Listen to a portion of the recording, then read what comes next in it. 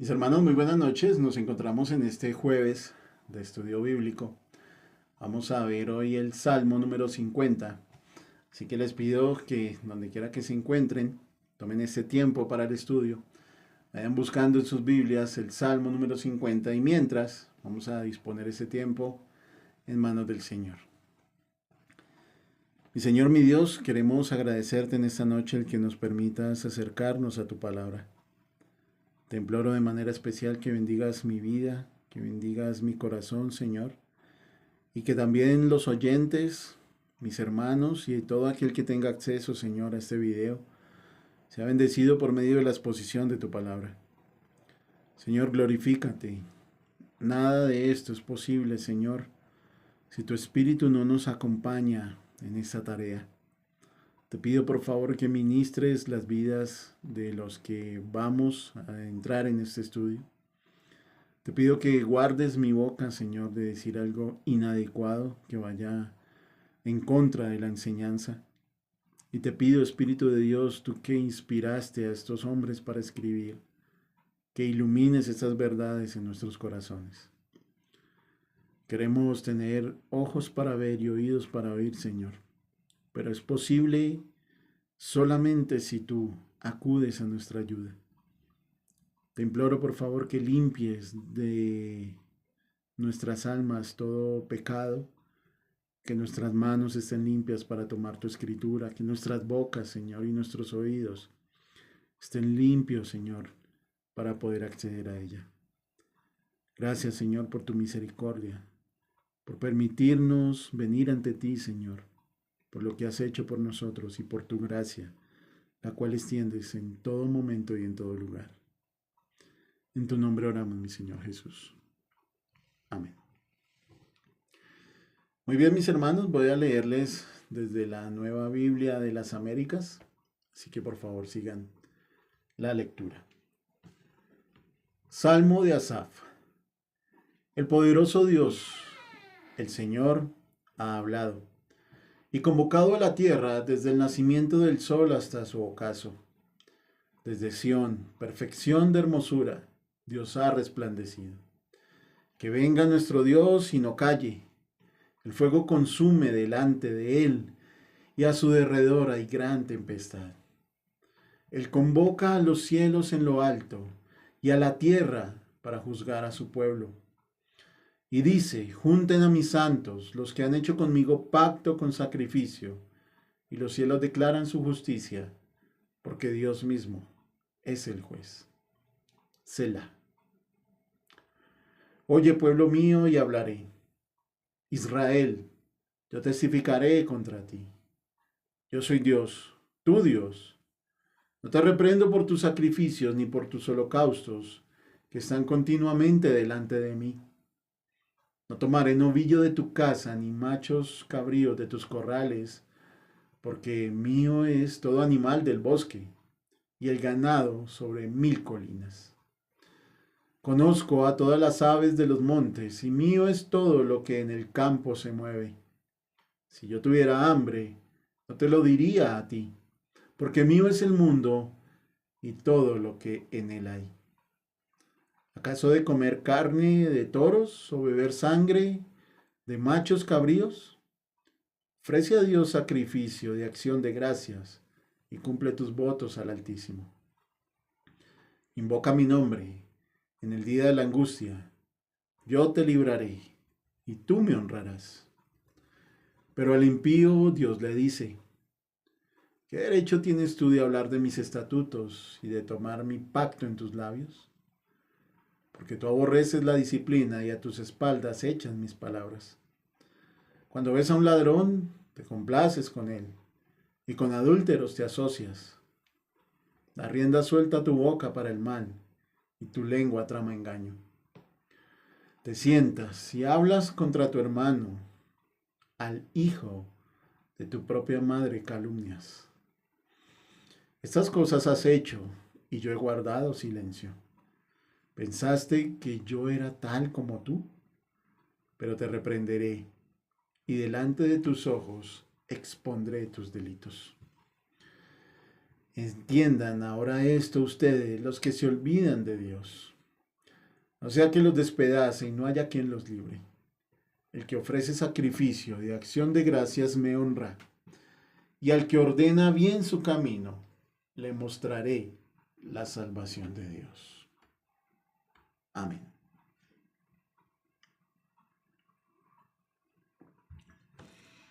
Permítame colocar como ilustración en esta noche estas palabras. En el Código Hammurabi, escrito cerca del 1750 a.C., encontramos un dibujo con una representación del dios Sol, Shamash. En el dibujo de este dios, él está sentado en su trono con el rey Hammurabi de pie frente a él. En el prólogo del Código de Hammurabi, el rey acepta la responsabilidad de hacer que la justicia prevalezca en la tierra y ascienda como llamas sobre toda la humanidad. Se personifica entonces a este dios Sol como el representante judicial para el imperio babilónico. El papel de Shamash como juez divino se puede encontrar en muchas plegarias de la antigüedad, sobre todo en el Acadio. Plegarias donde se le pide perdón. Hay, sin duda, mis hermanos, en toda la humanidad, desde sus mismos orígenes, un reconocimiento de un poder superior que está por encima de todo, que todo lo ve y que todo lo juzga. Asaf, el escritor de nuestro salmo, recoge esta idea e inspirado por el Espíritu del Señor deja para nosotros, de una forma increíblemente armoniosa y fascinante, una muestra de justicia de parte de Dios. Una muestra de justicia mucho más grande de la que pudiéramos encontrar en cualquier otro escrito humano. Este salmo es el primero que encontramos con el título Salmo de Asaf. 11 más se encuentran agrupados de los salmos 73 al 83. Este Asaf es reconocido gracias a la mención que se hace de él en los libros de las crónicas de Israel. Allí se nos dice que era el músico principal en los tiempos de David. Lo encontramos en Primero de Crónicas 15, 17 al 19 y en el capítulo 16, versos 4 y 5. También es visto como un autor de varios salmos. Esta referencia la encontramos en el segundo libro de las Crónicas 29-30. Aunque es cierto que Asaf es reconocido como escritor de varios salmos y que fue uno de esos músicos principales o el director musical en tiempos de David. Algunos de los salmos relacionados con su nombre evidentemente no pudieron ser escritos por él. Por ejemplo, el 74 o el 79, que están relacionados directamente con la destrucción de Jerusalén por parte del Imperio Caldeo. Por eso, muchos estudiosos tienden a pensar que Asaf, más que un autor personal de salmos, pudiera ser un estilo de composición salmódica o una escuela musical. Cuando uno lee este salmo se encuentra con ese término Selah, ¿cierto? Como hay en salmos anteriores. Este término Selah nos da entonces la división natural del salmo. Quiero recordarles aquí que este Selah es una pausa que muestra una señal musical litúrgica. Si bien no se conoce cuál era el significado preciso de esa pausa, algunos estudiosos han apuntado a decir que se hacía con el fin de elevar las manos o la oración hacia Dios. Otros han indicado que se hacía para que el sacerdote que cantaba el salmo pronunciara alguna bendición. Y otros han considerado que se usaba la pausa del Selah para elevar los ojos al cielo con el fin de repetir el versículo final.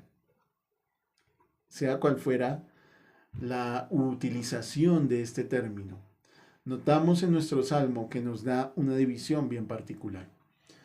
La primera parte, entonces, los versículos 1 al 6, antes del Selah, es una introducción que el salmista está haciendo de todo lo que va a suceder en los versículos posteriores. Esta es una introducción que puede subdividirse en dos partes. Los versículos 1 al 3 muestran la aparición de Dios en medio de la escena. Hay una convocación general a toda la tierra. Los versículos 4 al 6 anuncia el salmista el propósito de esta aparición. Es decir, Dios va a juzgar a su pueblo. Inmediatamente después del Selah, encontramos los versículos 7 al 23, que también podemos subdividirlos. Los versículos 7 al 15 es una acusación de Dios hacia aquellos que lo adoran, pero ofreciendo sacrificios impropios, para demandar de ellos un sacrificio de acción de gracias. Los versículos 16 al 21 es la acusación de Dios hacia aquellos que lo deshonran, hablando del pacto de Dios, hablando de su ley, pero sin guardarla, sin hacer nada para obedecerla. Los versículos 22 al 23 son un llamado para volver a la verdadera senda, a la senda de rectitud, a la senda de adoración y a la senda de justicia. Así que un énfasis que podemos encontrar claramente aquí es que una relación de pacto con Dios exige dos elementos principales. Primero, proclamación de la fe de una manera correcta y una práctica de la ley de Dios. Si nosotros miramos todas las figuras que están apareciendo allí, podemos tomar como contexto esa aparición de Dios hacia su pueblo, haciendo un pacto con ellos en el Sinaí. Podemos apreciar el fuego, la tormenta, la aparición de Dios mismo, ¿cierto? Además vemos temas relacionados con la adoración, la alabanza y sobre todo con la ley de Dios y la ética, la integridad que emana de cumplir esa ley. Dios mismo, ese mismo que se apareció en el Sinaí, se está apareciendo ahora desde Sión, el Monte Santo. El propósito, enjuiciar a su pueblo, pero también instruirlo sobre la verdadera naturaleza del pacto, que son realmente los sacrificios y de qué trata realmente su ley. Por ello se hace mención de esto, de los sacrificios y de la ley, pero Asaf lo está haciendo mostrándole que ellos se desviaron de los propósitos principales. Recordemos, mis hermanos, que los sacrificios fueron establecidos por Dios mismo para apaciguar de manera momentánea su ira sobre el pecado y sobre el pecador. Pero estos mismos sacrificios le enseñaban al pueblo a que debían estar en un arrepentimiento continuo y a ser agradecidos por lo que Dios les había dado. Todos nosotros lo leemos, ¿cierto? Después de que el pueblo entra en la tierra y se asienta ya sobre un territorio como tal, se olvida por completo. Y empezaron a ver los sacrificios más como simples ritos religiosos. Empezaron a amar esos ritos, descuidando la gratitud, la obediencia y la acción de gracias. Muchos de ellos pensaron que con el simple hecho de saberse algún fragmento de la ley, Dios estaría tranquilo, estaría alegre con ellos, los aceptaría sin ningún problema, olvidando la esencia de lo que los sacrificios y la ley significaban. Así que viendo todo esto, este contexto que trae Asaf, viendo cómo el pueblo se ha olvidado de los propósitos de los sacrificios y la ley, creo que lo que Asaf le está diciendo a su audiencia es: Dios va a establecer un juicio sobre ustedes. Dios va a traer un juicio a ustedes porque convirtieron sus sacrificios en rituales y pervirtieron su ley. Ese es el enfoque, el argumento principal de Asaf a su audiencia. Dios los va a enjuiciar. La razón: convirtieron sus sacrificios en simples ritos y están pervirtiendo su ley. Así que vamos a nuestro bosquejo, mis hermanos, con esta idea en mente. Mi bosquejo va a tener 4 puntos. Primero, versículos 1 al 6, una gran convocatoria. Segundo punto, versículos 7 al 15, el juicio contra los que aman los ritos religiosos, pero descuidan la obediencia y la gratitud. Punto número 3, el juicio contra aquellos que recitan la ley, que se saben la ley, pero que no la cumplen. Y por último, versículos 22 y 23, un llamado a la corrección. Así que vamos a entrar en materia con nuestro bosquejo. Primer punto, versículos 1 al 6, una gran convocatoria. De entrada, tengo que decir que nuestras versiones en español nos ocultan un detalle interesante. La podemos leer ahí en la Nueva Biblia de las Américas: el poderoso Dios, el Señor. En la Reina Valera 60 se lee: el Dios de dioses, Jehová. Lo que en realidad el salmista está escribiendo en el original son las palabras El Elohim Jehová. El Elohim Jehová. Esta triple fórmula del nombre de Dios solamente aparece en toda la Biblia en este Salmo 50 y en Josué 22:22. Allí en Josué, para hacer un pequeño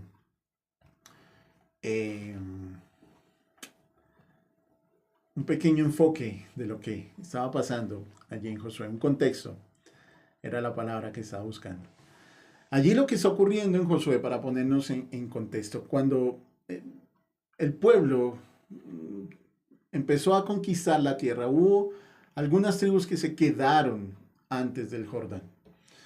Esas tribus que se quedaron al otro lado del Jordán fueron enjuiciadas, fueron acusadas de apostasía. Y luego vino la aclaración por parte de esas tribus y Josué intervino para traer paz en medio del territorio de Israel.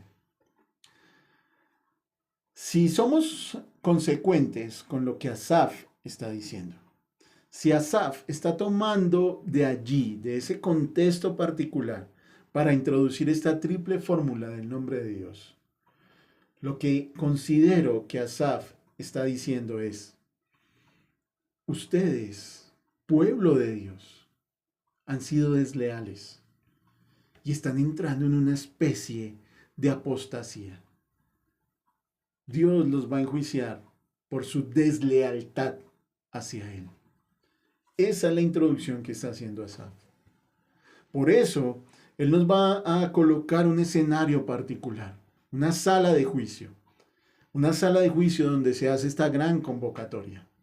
El sitio, la locación especial es Sión, el monte sagrado donde se hallaba la habitación de Dios. Desde allí, Dios se va a manifestar a su pueblo, resplandeciendo. Desde allí los va a enjuiciar. A continuación, dentro de esta escena, son llamados los testigos para presenciar este juicio. ¿Quiénes son los testigos? El cielo, la tierra y todos los habitantes de la tierra. Esta es una referencia especial que está haciendo Asaf hacia aquel momento donde Moisés en Deuteronomio colocara como testigos al cielo y a la tierra de sus palabras. Entonces se presentan los acusados, el pueblo de Dios. Son convocados el cielo, la tierra, los habitantes del mundo, y el pueblo de Dios va a ser enjuiciado por Dios mismo. Él es el juez de los santos, el juez de los que han hecho pacto con Él. Pedro, haciendo eco de estas palabras, dice en su primera carta, capítulo 4, verso 17, que es tiempo de que el juicio comience por la casa de Dios. Pero una claridad en este punto, mis hermanos. quiero decirles que en cuanto al lenguaje jurídico que se utiliza en la Escritura, y particularmente con el pueblo de Israel, los profetas utilizaron dentro de sus escritos, para llamar a juicio a este pueblo, siempre las figuras del pacto. Ellos nombraban al monte Sinaí, el fuego, el torbellino, la nube, la aparición de Dios mismo. ¿Por qué? Porque si bien el juicio de Dios sobre su pueblo es una advertencia de su mal proceder, también es utilizado este lenguaje para hablar de corrección y enseñanza. Como si Dios se presentara para enjuiciar a los que están haciendo mal, pero a su vez quiere hacer una renovación del pacto. Mis hermanos, cuando Dios disciplina a su pueblo a través del juicio, no lo hace con el fin de destruirlos por completo. Las advertencias que Él hace, lo que Él busca, es que su pueblo se encamine por una senda recta de justicia otra vez. Por eso los profetas siempre llamaban al pueblo, vengan, vuelvan. Y es lo que Asaf está haciendo, lo veremos al final. Vuélvanse a Dios. No es una destrucción, no es como el juicio de Dios sobre los impíos o sobre los que no le conocen, sobre los que están por fuera de su pueblo, no. Lo que el Señor está haciendo es corríjanse de sus malos caminos. Y así entramos entonces a nuestro segundo punto, versículos 7 al 15. Un juicio contra los que aman los ritos religiosos, pero descuidan la gratitud y la obediencia. Dentro de esta sala de juicio, entonces, los primeros que son acusados por parte de Dios son aquellos que tienen los sacrificios como un ritual. El Señor hace una salvedad allí en el versículo 8. Me gustó ver mucho este versículo, porque me dio mucha claridad acerca de lo del texto. El Señor dice, no te reprendo por tus sacrificios, ni por tus holocaustos, que están continuamente delante de mí. Eso no está mal que lo hagas. No es el acto mismo lo que está mal. Lo que estoy reprendiendo, dice el Señor, lo que deben entender es que yo no necesito nada de nadie. Cuando los antiguos traían un sacrificio a Dios, no era porque Dios tuviera necesidad de ese sacrificio. Él mismo lo dice en el Salmo, mío es el mundo y todo lo que en él hay. Es como si Asaf le quisiera decir a su audiencia, miren, entiendan por favor, los sacrificios realmente son beneficiosos para ustedes. Dios no se beneficia en lo que hagan o en lo que dejen de hacer. Es la obediencia y la gratitud. Eso que ustedes han olvidado, lo que realmente importa en todo esto. Esta segunda parte comienza diciendo, oye, pueblo mío. Son exactamente las mismas palabras que Moisés utiliza en Deuteronomio 5.1. Allí en Deuteronomio 5.1 es una renovación del pacto. La intención de Dios es testificar contra ellos, es llamarlos a juicio, reprocharles su ritualismo y el descuido de la obediencia y la gratitud, con el propósito de que tomen los correctivos adecuados. El Señor les dice, pongámonos a cuentas. ¿Qué es lo que ustedes están pensando que hacen por mí? No es un reproche por lo que han hecho, es un reproche por lo que han dejado de hacer. Es un juicio porque han traído los sacrificios a Dios, pero con la actitud incorrecta. Miqueas, en su capítulo 6, versículos 6 al 8, tiene una idea que nos puede ayudar a entender un poco más esto. Miren lo que dice Miqueas 6, 6 al 8. ¿Con qué me presentaré al Señor y me postraré ante el Dios de lo alto? Me presentaré delante de Él con holocaustos, con becerros de un año. ¿Se agrada el Señor de millares de carneros, de miriadas de ríos de aceite? Ofreceré mi primogénito por mi rebeldía, el fruto de mis entrañas por el pecado de mi alma. Él te ha declarado, hombre, lo que es bueno. ¿Y qué es lo que demanda el Señor de ti? Sino solo practicar la justicia, amar la misericordia y andar humildemente ante tu Dios. Mis hermanos, Dios no puede ser visto como una especie de mendigo que necesite satisfacer su hambre por medio de nuestros sacrificios. Lo que realmente muestran esos sacrificios es la gratitud y la obediencia. Y eso es lo que hace grande al pueblo de Dios. No la multitud de los sacrificios, no, sino la gratitud y la obediencia. En palabras del Señor Jesús, entender esto es estar cerca del reino de Dios. Miren lo que nos dice Marcos, capítulo 12, versículos 28 al 34. Cuando uno de los escribas se acercó, los oyó discutir, y reconociendo que Jesús les había contestado bien, le preguntó: ¿cuál mandamiento es el más importante de todos? Jesús respondió: el más importante es: escucha, Israel, el Señor nuestro Dios, el Señor uno es, y amarás al Señor tu Dios con todo tu corazón y con toda tu alma y con toda tu mente y con toda tu fuerza. El segundo es este: amarás a tu prójimo como a ti mismo. No hay otro mandamiento mayor que estos. El escriba le dijo: muy bien, maestro, con verdad has dicho que Él es uno y no hay otro además de Él, y que amarle a Él con todo el corazón y con todo el entendimiento y con todas las fuerzas y amar al prójimo como a uno mismo es más que todos los holocaustos y sacrificios. Viendo Jesús que él había respondido sabiamente, le dijo: no estás lejos del reino de Dios. Y después de eso nadie se aventuraba a hacerle más preguntas. Parece ser que hay una tendencia natural en todos nosotros a convertir las ordenanzas de cualquier religión, las ordenanzas que nos pueden otorgar libertad y vida, en simples ritualismos. Nos sentimos inclinados a convertir las normas y las leyes establecidas por Dios en sencillas letras, vacías, en cosas que podemos decir, pero no hacer.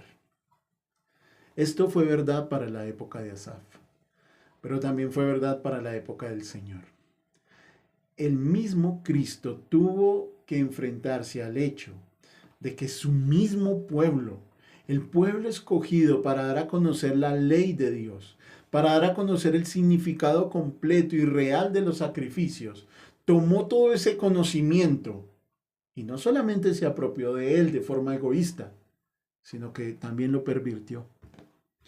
Miren la acusación que hace el mismo Señor en Mateo, capítulo 15, versículos 1 al 9. Entonces se acercaron a Jesús algunos escribas y fariseos de Jerusalén, diciendo: ¿por qué tus discípulos quebrantan la tradición de los ancianos? Pues no se lavan las manos cuando comen pan. Jesús les preguntó: ¿por qué también quebrantan ustedes el mandamiento de Dios a causa de su tradición? Porque Dios dijo: honra a tu padre y a tu madre, y quien hable mal de su padre o de su madre, que muera. Pero ustedes dicen: cualquiera que diga a su padre o a su madre, es ofrenda a Dios todo lo mío con que pudiera ser ayudado, no necesitará más honrar a su padre o a su madre. Y así ustedes invalidan la palabra de Dios por causa de su tradición. Hipócritas, bien profetizó Isaías de ustedes cuando dijo: este pueblo con los labios me honra, pero su corazón está muy lejos de mí, pues en vano me rinden culto, enseñando como doctrinas preceptos de hombres. La acusación del Señor, tomando esa profecía o esas palabras de Isaías, es bastante clara. Ustedes piensan que cumplen los mandamientos, pero en realidad solo cumplen aquello que sus mismos corazones les dictan. Sin embargo, aunque esa tendencia de convertir la vida de la religión en rituales y de convertir los mandamientos en simples palabras es tan evidente en todos nosotros, la verdad es que Cristo no se quedó solamente en acusaciones, no se quedó solamente en los juicios que elevó sobre este tipo de conductas, pues en su ministerio Cristo hizo manifiesto el verdadero propósito de los sacrificios y el verdadero sentido de la ley de Dios.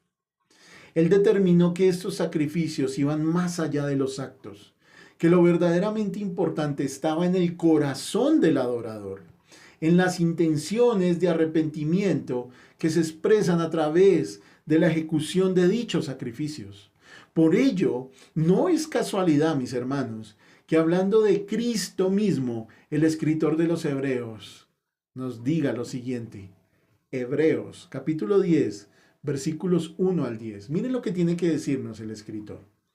Pues ya que la ley solo tiene la sombra de los bienes futuros y no la forma misma de las cosas, nunca puede, por los mismos sacrificios que ellos ofrecen continuamente año tras año, hacer perfectos a los que se acercan. De otra manera, no habrían cesado de ofrecerse, ya que los adoradores, una vez purificados, no tendrían ya más conciencia de pecado.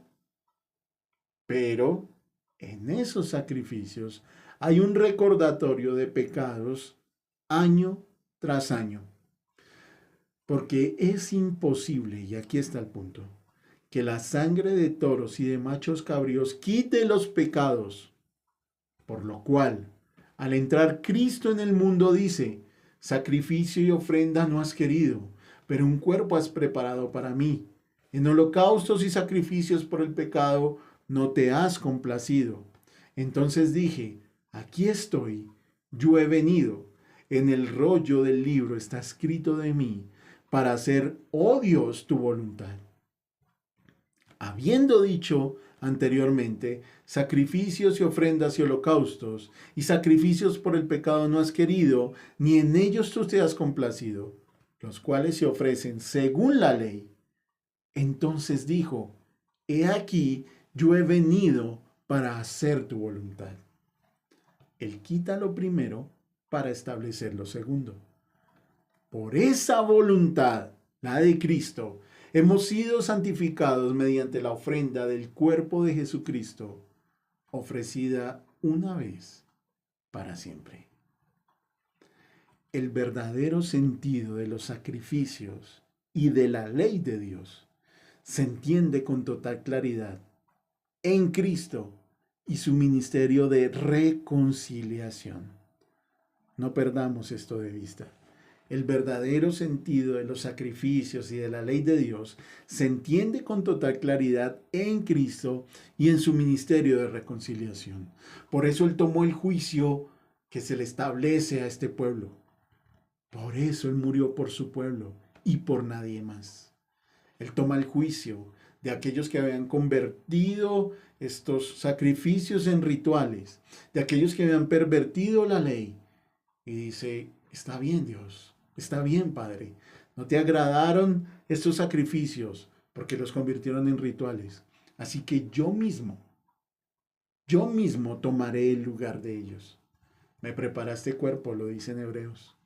Tú me preparaste cuerpo. En el rollo del libro está escrito de mí para hacer, oh Dios, tu voluntad. Y quitando todo ese sistema sacrificial que los hombres habían pervertido debido a su ritualismo, se colocó Él como el perfecto sacrificio, único, verdadero y para siempre. El verdadero sentido de los sacrificios y de la ley de Dios se entiende con total claridad en Cristo y su ministerio de reconciliación.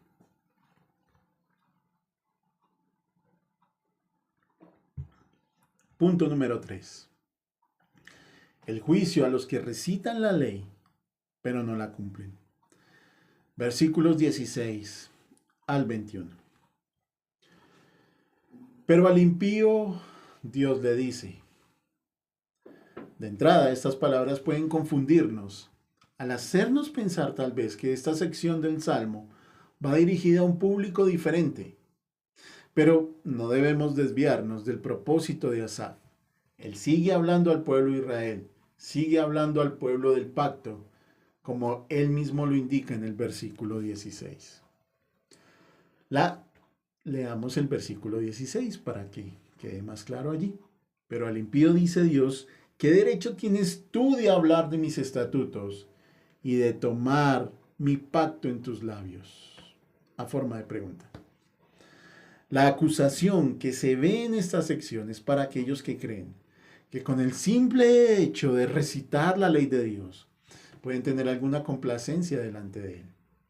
Son aquellos que piensan que pueden ser creyentes nominales o por descendencia y que su conocimiento de la Escritura los llevará a una verdadera salvación. Sin embargo, hay unas acusaciones muy graves contra ellos. Y es en cuanto a la misma ley. Asaf, sé que está inspirado por el Espíritu del Señor, pero es un genio cuando escribe. Si habló de los sacrificios, les mostró cómo los convirtieron en rituales, diciéndoles el Señor, no necesito de sus toros, de sus vacas, de su aceite, no necesito de eso. Aquí como va a hablar de la ley, pues va a citar obviamente los mandamientos. Y hay 3 mandamientos en particular que él cita. El 7, el 8 y el 9. Mandamiento número 7, séptimo mandamiento. Dice Asaf, con adúlteros te asocias. Octavo mandamiento, cuando ves a un ladrón te complaces con él. Noveno mandamiento, te sientas y hablas contra tu hermano. Las acusaciones son más que claras.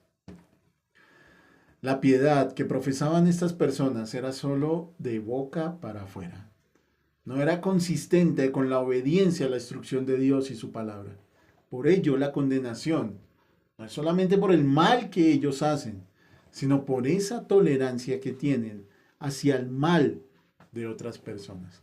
Cuando unimos esta tercera parte con la anterior, debemos decir que se habían vuelto tan ritualistas en sus sacrificios que habían dejado el hecho de que estos sacrificios no se podían hacer sin un corazón humillado y agradecido hacia Dios. Mis hermanos, se los digo por experiencia propia. Es fácil, muy fácil, convertirse en un hipócrita. ¿Cómo? Sabiéndose la Biblia, pero sin obedecerla. Y se los digo otra vez. Por mi propia experiencia lo sé. Es muy fácil convertirse en un hipócrita, sabiendo mucha Biblia, pero sin obedecerla. Los cielos, que fueron convocados como testigos para este juicio, nos dice en esta parte que han sido testigos silenciosos. Sin embargo, el gran juez también ha guardado silencio en medio de estas cosas. Quizás, el texto no lo dice, es lo que considero, quizás esperando un cambio, esperando a que la misma ley transforme los corazones de este pueblo impío, pero en su desvío, en su desvarío, en su locura, ellos pensaron que el silencio de Dios era una muestra a su complacencia. La advertencia de Dios es muy clara. El solo saberse la escritura, el solo repetir la Biblia, el solo estar de acuerdo con un amén a lo que allí dice, no es suficiente. No lo es. Para colmo, este pueblo había edificado su teología, había construido su teología sobre el silencio paciente de Dios, creyendo que el Señor aprobaba su rechazo a la ley y que era tan moralmente indiferente como lo eran ellos. Para nuestra comunidad, nuestra iglesia local, hemos empezado en nuestro discipulado el tema sobre la integridad. En nuestra primera lección nos hablaba nuestro pastor Humberto sobre los fundamentos. Uno de los fundamentos es tener una integridad doctrinal. Integridad doctrinal que no es otra cosa que poner de acuerdo las palabras de Dios con nuestra manera de vivir.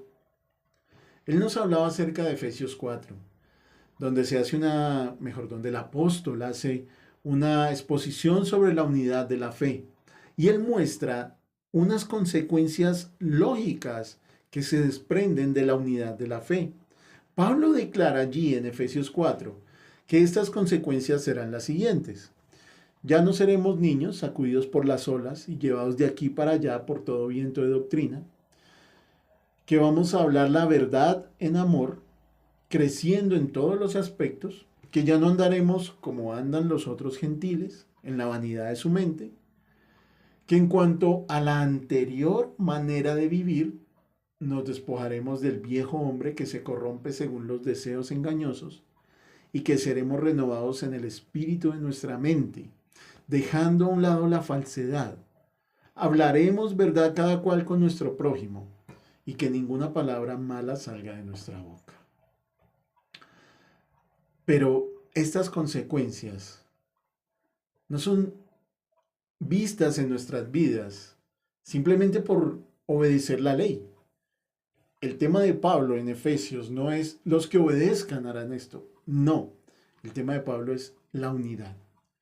En la medida que haya unidad, vendrán estas consecuencias.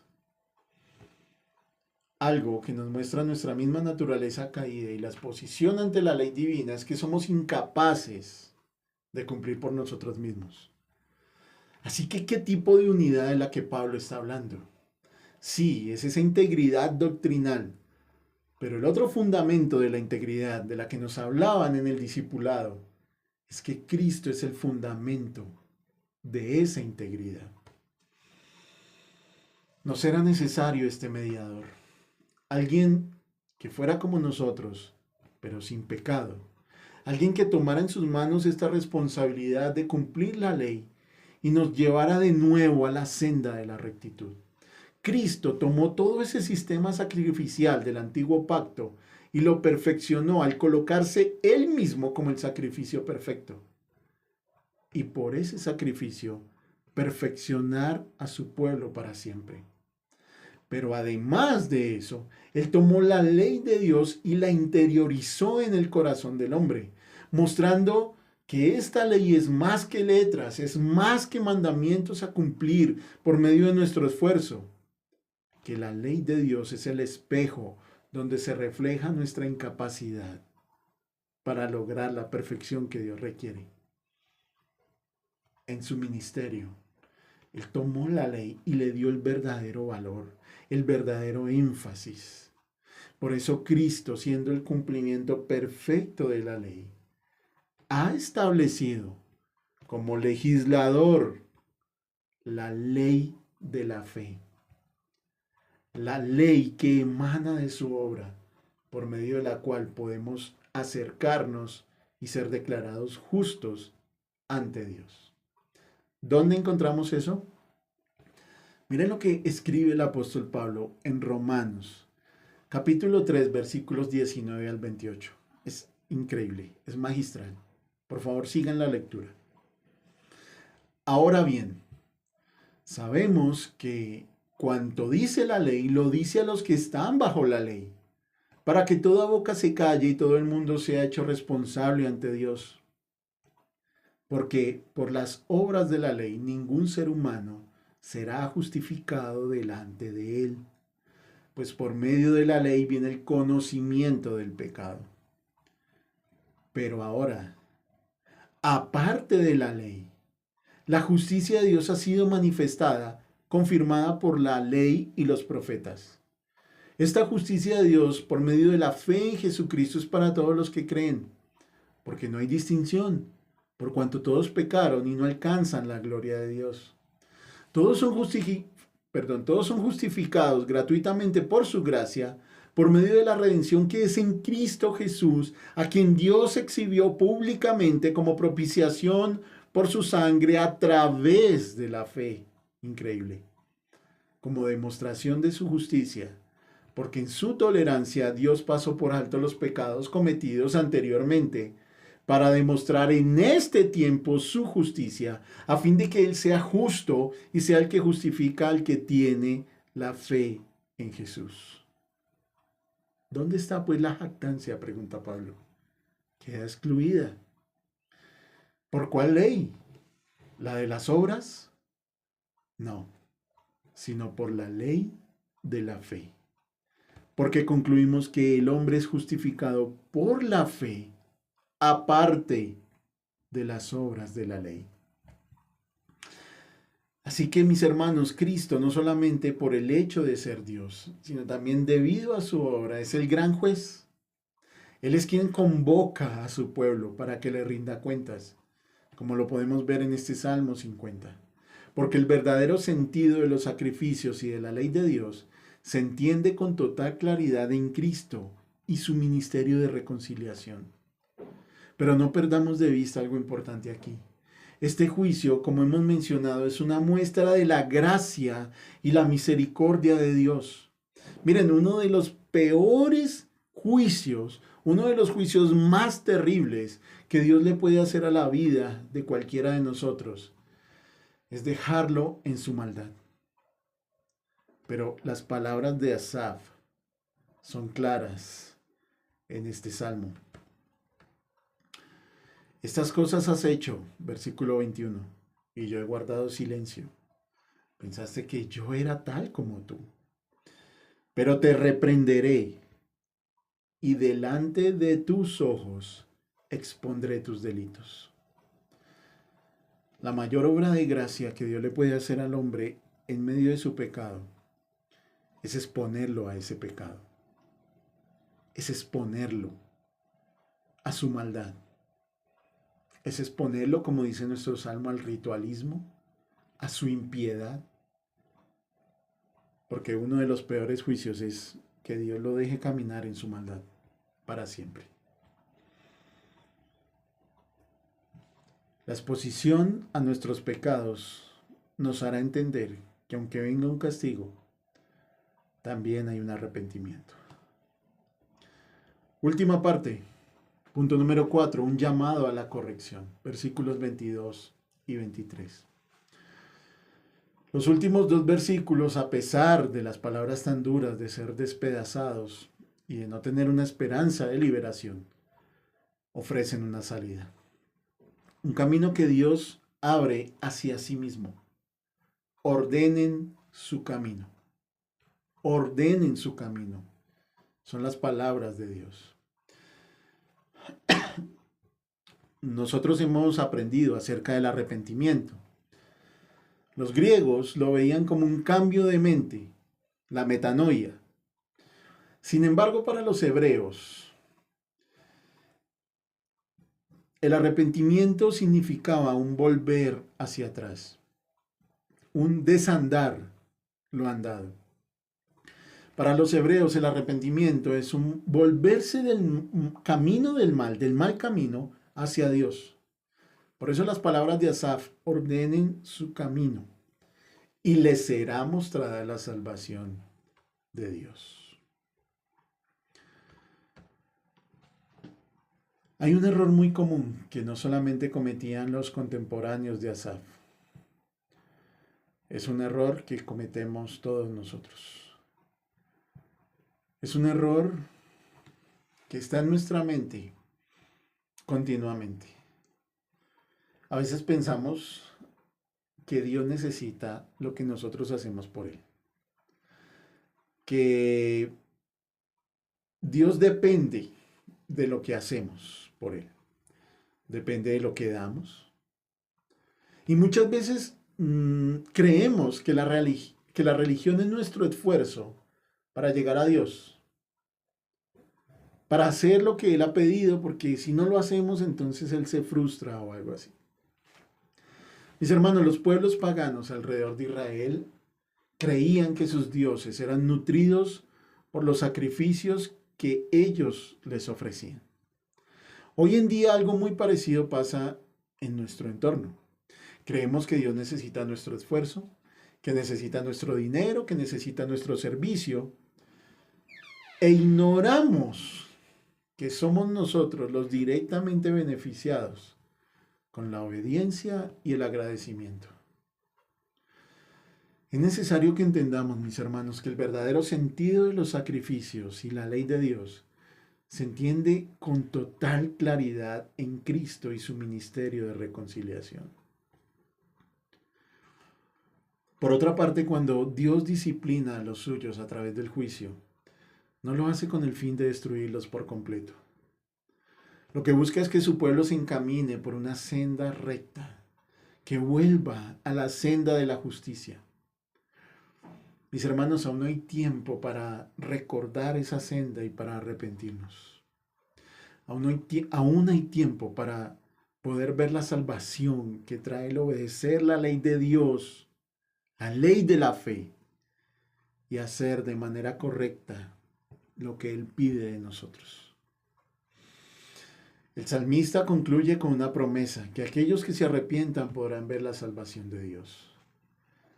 La promesa va dirigida hacia todos nosotros que hemos desmentido con nuestras vidas lo que decimos creer. La promesa va dirigida hacia nosotros que hemos puesto una religión de apariencias.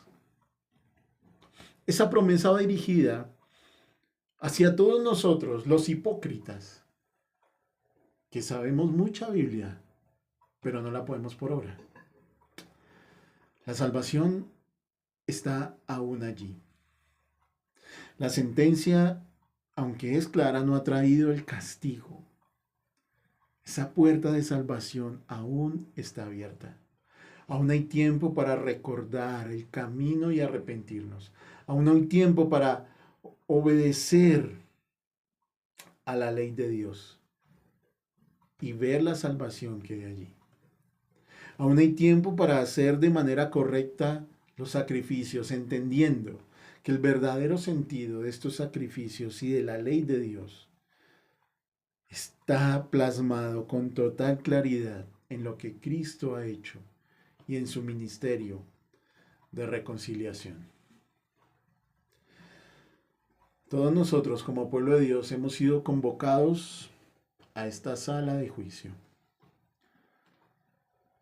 Y no podemos hacer como Hammurabi y pararnos delante del Dios Sol con orgullo en nosotros. La verdad es que tenemos muy pocos argumentos de defensa a nuestro favor. Nuestra única esperanza de liberación es confiar en lo que Dios mismo ha hecho por nosotros al poner a Cristo en nuestro lugar. Porque Cristo hoy, ahora, es el gran juez. Y de nuestra decisión, de lo que decidamos, dependerá nuestro destino. ¿Podemos seguir creyendo que Él es quien necesita de nosotros? Tal vez. ¿Podemos seguir creyendo que Él necesita de lo que hacemos? ¿Podemos seguir por la vida teniendo una desconexión entre lo que decimos saber y cómo vivimos? ¿O podemos humillarnos bajo su poderosa mano, reconocer nuestro mal camino y volvernos hacia Él? Esas son las dos únicas opciones que hay para todos nosotros. O seguimos por la vida pensando que todo lo que hacemos lo hacemos bien, desconociendo a Cristo, o realmente venimos ante Él y nos damos cuenta que como gran juez puede acusarnos y condenarnos si no encuentra en nosotros un verdadero arrepentimiento. No tengo más para decirles en esta noche en cuanto a este salmo, mis hermanos. Oremos. Mi Señor, todo el juicio te pertenece a ti. Eres el gran juez, eres el gran legislador y el sacrificio perfecto. Perdónanos porque hemos creído muchas veces, Señor, que tienes necesidad de nosotros. Incluso hay voces por ahí dentro de la misma iglesia que manifiestan un deseo inagotable de tu parte por nosotros. Perdónanos, lo hemos creído, Señor, hemos comulgado con esas ideas. Hemos sido hipócritas, Señor, al pensar que el solo conocer tu palabra nos hace aceptos delante de ti.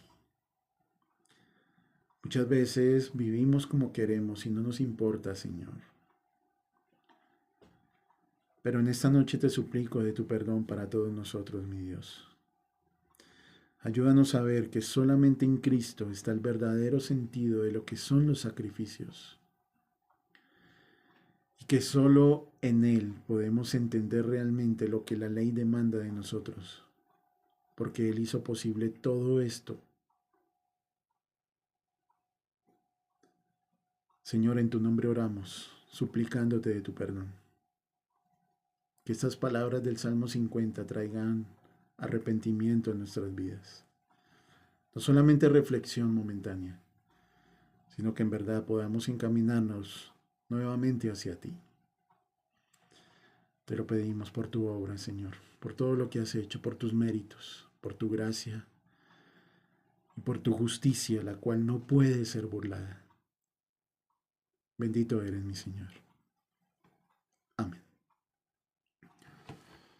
Muy bien, mis hermanos. No queda más que despedirme dándole las gracias a todos ustedes.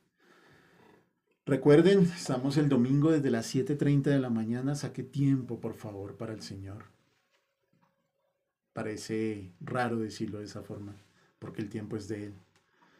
Saque tiempo para usted mismo, porque en la obediencia y en la gratitud hay una gran recompensa.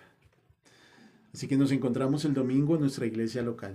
Muchas bendiciones, mis hermanos. Hasta una próxima oportunidad.